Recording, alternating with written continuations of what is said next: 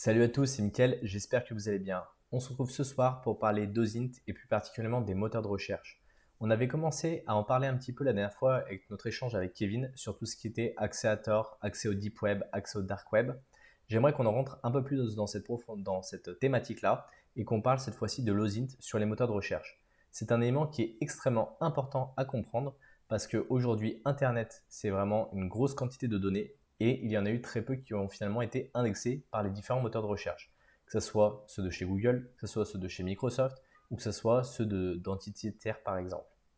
Donc ici, on va revenir sur un article qui a été créé par OSINT que je trouve très intéressant justement sur l'OSINT lié au moteur de recherche. Avant de pouvoir parler plus en détail de cette vidéo, pensez à liker et à vous abonner pour ne pas rater la suite des vidéos en cybersécurité.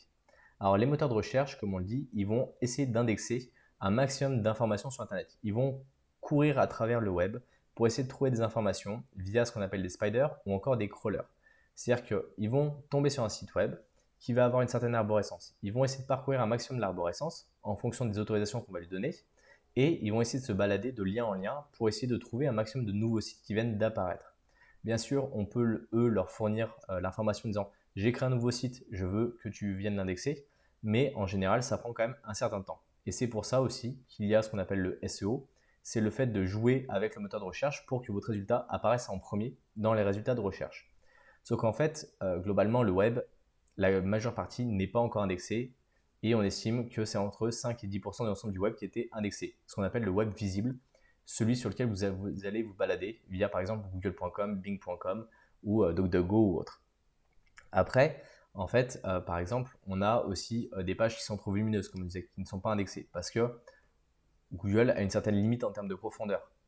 Et après, par exemple, quand vous allez sur le site de votre banque, on ne veut pas que ce soit indexé, en fait, vos données bancaires.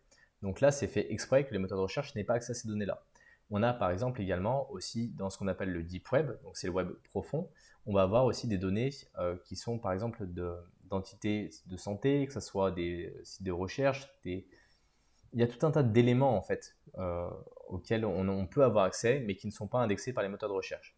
Et après, on va voir ce qu'on appelle le dark web, qui est ni plus ni moins que le contenu qui est accessible sur des réseaux, ce qu'on va appeler overlay, qui vont utiliser Internet, mais qui vont passer à travers des protocoles spécifiques, comme par exemple Tor, I2P ou encore Freenet.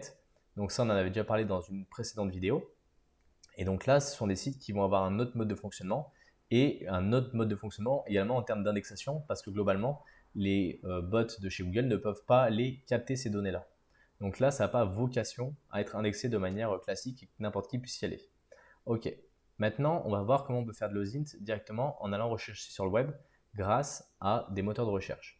Alors, vous pouvez taper sur Google, par exemple, votre prénom et votre nom, ça c'est une chose, mais si vous cherchez quelque chose d'un peu plus spécifique, il va d'abord falloir comprendre qu'en fait, l'ordre des mots a vraiment une importance. Plus il est en premier, plus ça va avoir une importance qui est prioritaire. Après, tout ce qui est conjonction de coordination et autres, si vous mettez par exemple le chat à manger, il va regarder chat, manger. Le A, ça ne l'intéresse pas. Il n'y a pas d'importance. Ensuite, la case que vous mettiez en minuscule ou en majuscule, ça n'a pas d'importance. Il va prendre également uniquement 32 mots. Donc si vous mettez un pavé complet dans Google, il ne le trouvera pas. Et c'est pour ça qu'on va utiliser ce qu'on appelle des opérateurs. Que ce soit des opérateurs booléens, donc et par exemple, donc là le et commercial ou and, or, je veux ça ou ça. Le moins, que j'utilise souvent, si par exemple vous cherchez quelque chose de spécifique, bah, vous dites moins, par exemple, ce mot-là. Je ne veux pas qu'il y ait ce mot-là qui apparaisse dans les résultats de recherche, ce qui est intéressant pour supprimer des informations. Donc là, par exemple, si on fait la recherche sur Alain Delon, on va mettre celui-ci, et là, il va nous chercher la mention Alain Truc ou Michel Delon, parce que il va prendre un élément ou l'autre. Là, pareil, il va chercher dans les deux sens. Donc là, ce n'est pas forcément intéressant. Par contre, si on met Alain Delon moins cinéma, il va prendre tous les résultats et il va exclure ceux qui traitent en fait du cinéma. Donc on a plein d'éléments et si on recherche un prénom, le mieux c'est de mettre des guillemets pour être sûr qu'ils prennent en un bloc en fait. On veut exactement ce résultat-là. Donc vous voyez, on peut complètement faire différer en fonction de ce qu'on recherche ou non. Bien sûr, on a tout ce qui est Google Doc ensuite, que je vous montrerai juste après, qui sont ni plus ni moins que des filtres en fait pour affiner les résultats. Mais il y a des éléments qui sont assez intéressants, par exemple A étoile, c'est-à-dire qu'on recherche tous les mots qui vont commencer par la lettre A, par exemple. Donc ça, c'est assez intéressant. Par exemple, ici, si on fait l'inverse, c'est tous ceux qui vont se finir par la lettre N. Après, on peut choisir les résultats qui ont moins d'une semaine. Si par exemple vous cherchez quelque chose sur de l'actualité, ça peut être intéressant de filtrer par date en fait, et là vous mettez date moins d'une semaine. Si par exemple le site n'est plus accessible ou qu'il est filtré par un proxy et autre, en cache en général ça arrive à passer. C'est la même chose sur Bing et Yahoo, hein, vous avez à peu près les mêmes paramètres, vous avez à peu près la même possibilité. Et là ensuite il y a tout ce qui est Dorks, alors ça je vous en ai déjà parlé dans une précédente vidéo, je vous inviterai à aller la voir. Mais globalement, vous pouvez filtrer par ce qu'il y a dans le texte, vous pouvez filtrer ce qu'il y a dans le titre, dans les encres, sur le site, vous pouvez dire je veux absolument ce site-là. Donc par exemple, là, pour le site lemonde.fr, je veux que ça soit dans un fichier de ce type-là. Donc là, voilà, il y a plein de choses à faire. Ça, ici, vous avez un site, voilà, Google Hacking Database. Ils en présentent un grand nombre. Il en existe plein, c'est juste à vous de vous creuser un peu la tête. Mais globalement, il y a pas mal de choses à faire. Attention au cadre légal, on reviendra sur ce sujet-là juste après. Parce que d'accéder à des données qui sont confidentielles, même si elles sont indexées par Google, c'est illégal et faites très attention à ça. Vous avez la possibilité, si vous ne voulez pas utiliser des opérateurs, mais je vous invite vraiment à le faire, de passer par le Google Advanced. Donc vous avez outils, recherche avancée.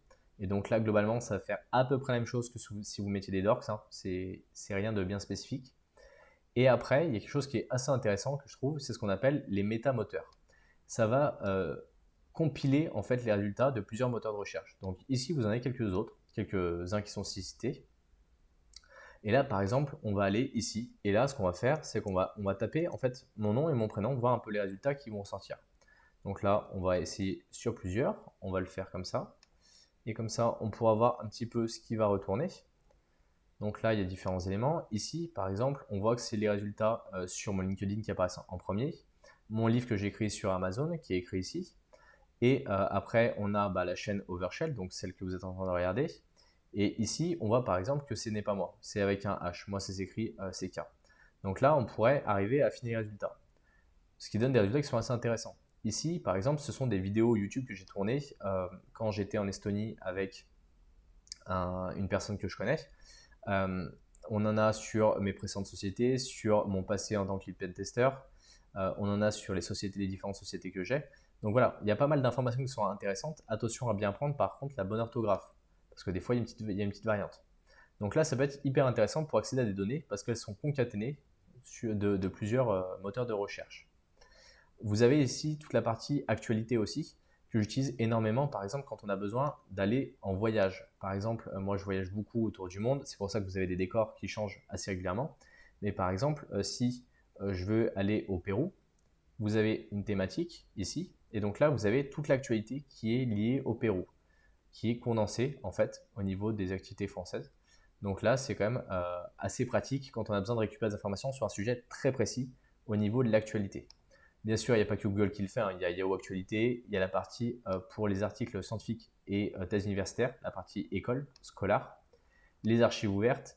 Vous avez en fait des moteurs de recherche pour un petit peu tout. Par exemple, ici, ce sont des livres qui sont numérisés. Donc là, vous allez ici dessus et vous pouvez taper cybersécurité. Alors là, il faut une thématique un peu particulière. Hein.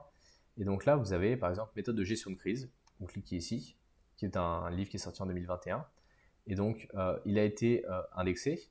Et donc là, vous pouvez accéder en fait aux différentes données. Alors là, il est en mode payant. Mais normalement, via l'aperçu, vous avez certains éléments du contenu du livre que vous pouvez potentiellement récupérer si vous avez besoin et autres. Je trouve ça hyper intéressant parce que dans le Zint, il faut absolument qu'on puisse maîtriser un peu toutes ces catégories, qu'on puisse trouver des informations un peu n'importe où. Et les moteurs de recherche, c'est quand même vraiment un élément qui est central.